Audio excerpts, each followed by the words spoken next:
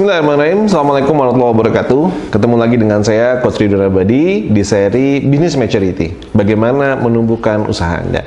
Nah, alhamdulillah di sesi ini kita sudah sampai di episode ke-10. Bagi yang baru ketemu di video ini, pantengin, cek lagi video-video sebelumnya ya. Nah, hari ini kita akan membahas di stage kelima. Jadi dalam business maturity, bagaimana kita menumbuhkan usaha, kita ada 5 tahapan: startup, running, growing, establish, dan mature. Dan 4 tahapan sebelumnya sudah kita bahas ya. Startup harus ngapain sampai kita product market fit, running kita harus ngapain, bagaimana kita booster bisnis kita sampai menghasilkan omset. Kalau sudah punya duit ngapain, kita masuk di tahapan growing ya. Growing ini kita mulai bangun organisasi, sistem, dan manajemen. Lalu mature kita, establish kita ngapain, kita mulai scale up ya. Bagaimana kita compete, bagaimana kita bangun korporasi, dan bagaimana kita bangun kompetensi tim kita.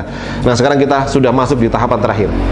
Ketika Anda sudah mengembangkan bisnis, mulai dari buka cabang, cabang pribadi, bermitra, berpartner dengan yang lainnya, dan ketika Anda sudah buka cabang, maka pastikan bahwa bisnis itu tetap bisa sustain jangka panjang. Nah, kalau itu bisa sustain dan tetap bertumbuh ketika Anda buka cabang, maka Anda akan masuk di tahapan yang terakhir, yaitu tahapan mature.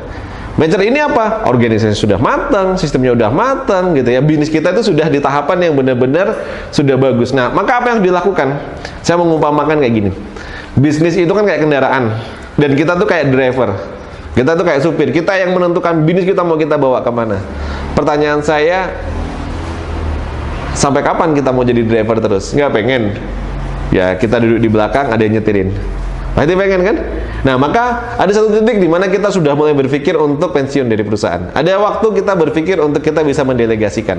Nah, maka di tahapan mature, di tahapan yang bisnis itu sudah proper, sudah benar-benar matang, kita harus mulai belajar bagaimana membangun bisnis kita bisa autopilot. Bagaimana kita bisa mungkin hanya menjadi seorang komisaris, tapi bisnis kita itu bisa jalan ya, dengan punya direktur yang handal, dengan punya tim yang handal. Nah, maka di tahapan business maturity yang ketiga, bagaimana caranya kita untuk autopilot? Yang pertama, untuk menjadi bisnis kita menjadi autopilot, maka pastikan semua sudah terintegrasi dalam satu sistem informasi. Ya, jadi tadi kita sudah punya job desk, punya struktur, punya semua tadi itu yang sudah kita bangun sebagai sistem. Nah, maka gimana caranya sistem tadi terotomatisasi menjadi sebuah sistem informasi? Kenapa kok kayak gitu? Karena untuk kita autopilot, maka pertama kita harus tetap bisa pegang kontrol. Nggak boleh kita nggak pegang kontrol. Nah, kontrolnya dari mana? Dari sistem yang autopilot. Misalnya, contoh, kasirnya sudah terkoneksi dengan POS. Dari laporan POS sudah terkoneksi nanti dengan laporan keuangan. Laporan keuangan real time, karena setiap terjadi transaksi kita tahu. Dari laporan keuangan yang real time terkoneksi juga nanti dengan seluruh elemen-elemen yang ada di perusahaan kita, mulai dari stok, mulai dari yang lainnya. Nah, sehingga sistem informasi ini sering disebut dengan ERP. Ya, jadi bagaimana ada integrated system manajemen yang ada di perusahaan ya, sehingga kita bisa dari jarak jauh mengontrol perusahaan kita. Jadi untuk autopilot, yang pertama yang harus kita pikirkan dan kita lakukan nanti, bagaimana kita membuat perusahaan kita benar-benar memiliki sistem informasi yang terintegrasi ya. Nah, jadi bisa pakai banyak ya, ERP itu ada SAP dan lain-lain, dan bisa juga mendevelop sendiri yang sesuai dengan culture di perusahaan kita. Nah, ini yang pertama yang harus Anda lakukan, yaitu apa? Pertama, mendevelop sistem informasi yang terintegrasi, sehingga walaupun Anda pensiun, walaupun Anda di rumah, walaupun Anda dimanapun di seluruh dunia, maksudnya di belahan dunia manapun Anda jalan-jalan, Anda bisa cek perusahaan Anda apakah tetap baik, apakah perusahaan Anda tetap benar-benar dalam kondisi yang perform, dan seterusnya. Nah, itu yang pertama. Dan yang kedua, social controlnya itu Anda sudah harus bangun. Ketika sudah dipastikan bahwa kita sudah punya sistem informasi yang baik, ERP kita sudah oke, nggak ada fraud di sana, Anda mulai masukkan banyak orang ke dalam perusahaan. Bisa dengan cara apa? Misalnya, kalau versi keren IPO. IPO itu artinya apa? Kita sudah masukkan bisnis kita ke pasar bebas. Wah, itu Anda pensiun kaya raya, bahagia, itu duitnya banyak banget gitu ya. Nah, kalau perusahaan Anda sudah sampai di level tertentu, karena untuk IPO itu ada syarat minimum omsetnya. Kalau belum, gimana caranya? Nah, mulai nggak apa-apa. Anda bisa, ya, perusahaan Anda sharekan sahamnya, kepemilikannya, untuk banyak orang yang juga mulai bisa masuk ke sana gitu. Tujuannya untuk apa?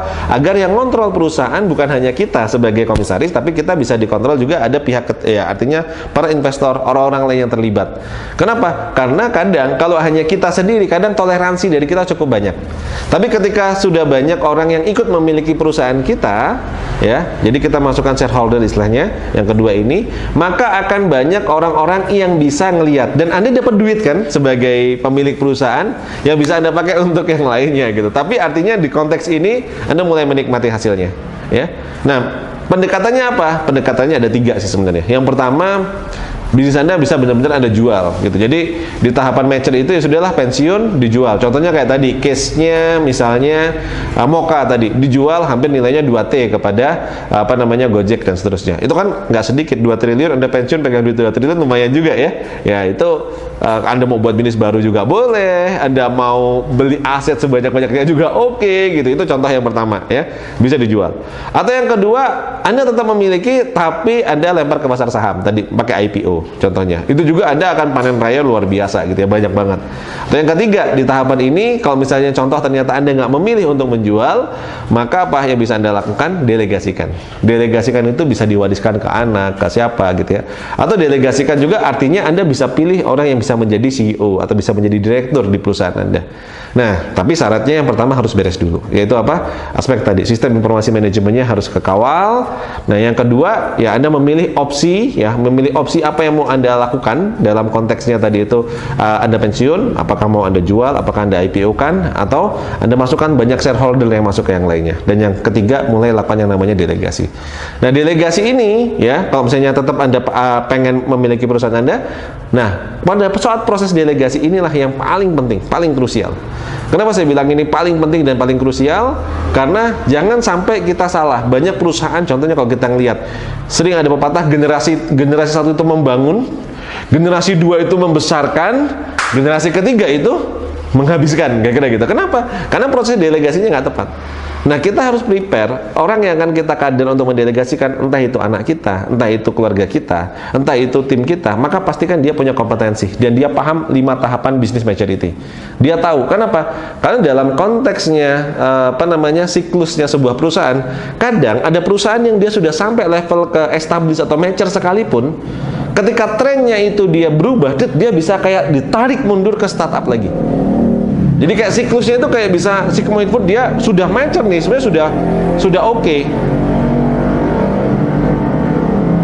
Sudah keren, sudah besar, tapi ternyata di titik itu ternyata dia dihantam dengan satu kondisi yang terpaksa dia jadi harus kayak startup lagi. Dan itu nggak sedikit perusahaan-perusahaan yang akhirnya berubah halauan gitu. Kalau kita cek dulu kayak case-nya Nokia itu bukan produsen handphone sebenarnya awalnya, tapi sampai menjadi produsen handphone, tapi di satu titik dia kayak ditarik lagi ke startup, jeder ketika industrinya berubah, dia nggak bisa survive. Dia nggak bisa survive di sana, ya. Nah, jadi proses delegasi harus benar-benar kita kawal dengan matang. Jadi apa? Di dalam konteks ini benar-benar harus ada continuous improvement. Artinya continuous improvement bahwa perusahaan itu mau generasi yang berubah atau generasi yang lain, inovasi di dalam perusahaan itu nggak boleh berhenti. Jadi apapun yang terjadi, generasi kedua, generasi ketiga atau siapapun yang menggantikan kita nanti, maka pesannya adalah bagaimana mereka bisa menjaga perusahaan kita untuk tetap bisa survive, untuk kita bisa tumbuh, untuk tetap mereka bisa berkembang lagi. Nah, inilah yang harus dijaga sebagai owner, ya. Jadi kalau kita sudah bahas, kita rangkum sekarang 5 tahapan menumbuhkan bisnis. Yang pertama apa, teman-teman? Yang pertama adalah startup.